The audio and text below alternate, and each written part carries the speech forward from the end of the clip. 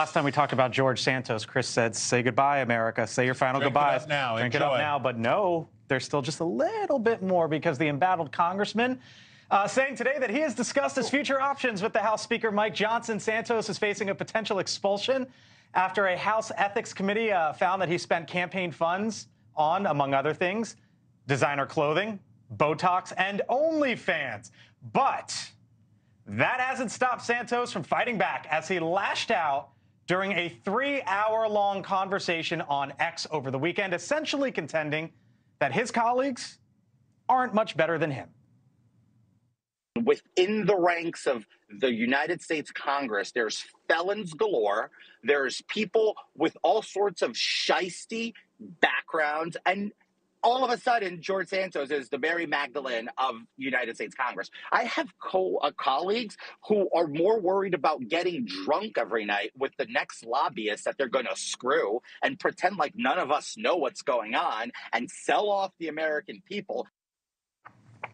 Drink it up for a few more days, I guess, right? Because it sounds like the expulsion vote's coming later this week, maybe? Well, this is also a threat, right? So what was his name, the congressman? Madison Cawthorn. Remember the undoing of Madison Cawthorn, who alleged the drug-fueled sex orgies by the octogenarian members of the United States Congress who can't get up a ramp unassisted. Yeah. But the Santos, this to me I read as a threat.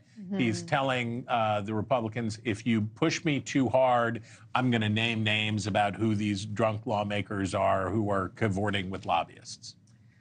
The man is a pariah. I'm a Long Islander. He took over a seat that used to be held by a former boss of mine, Tom Suozzi, who will be running for that seat again against the very good Republican, Mazie Phillips. I don't put it in the D column just yet because I think that Mazie Phillips is a good candidate, and I think Anthony D'Esposito, the congressman pushing this, very close with the Nassau County Republican leader. It's a good district for the GOP. Wouldn't be doing it if he thought he was going to lose it automatically. And the red wave on Long Island is a real thing. So, but that said, Suozzi's a great candidate, and he'll have a good run there. But this man, you know, members of Congress are not just there to vote on bills, not just there to opine on policy.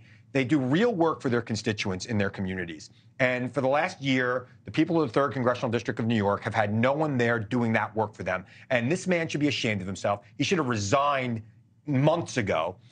He is, you know, like the Mel Brooks play The Producers. If he would have lost, nobody would have ever known about this scam right now. But he's a scam artist. Time for him to go. And that quote there, it was both anti-Semitic and anti-Catholic at the same time. Yeah, I didn't know Shiesty was coming in. That was very bad. Kayla, you good with Republicans kicking him out? Well, I think that he shouldn't have been elected in the first place. I think that Republicans are going to have to make the hard decision here to expel him because he's clearly on. So yeah, so you're good with kicking him out. Yeah, but I also want to note that this is a pretty unprecedented effort. I'm looking here. There have been 5 congressional expulsions since 1861. Last one in 2002. So I will just say, if Republicans do the right thing here, I look forward to Democrats voting to expel Bob Menendez for being federally indicted. I look forward to them expelling Rashida Tlaib for being an anti-Semitic bigot. I mean, listen, we can draw the line wherever we want, but there's plenty to go around. Well, for a while, Republicans haven't called for Bob Menendez to step down.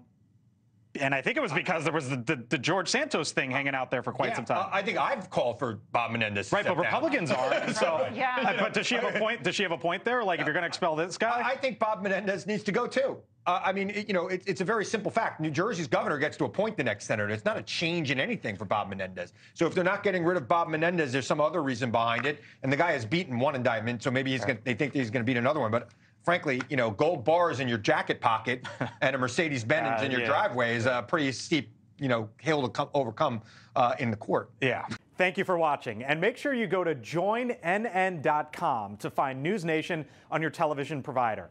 And don't forget to click the red subscribe button below to get more of NewsNation's fact-driven, unbiased coverage.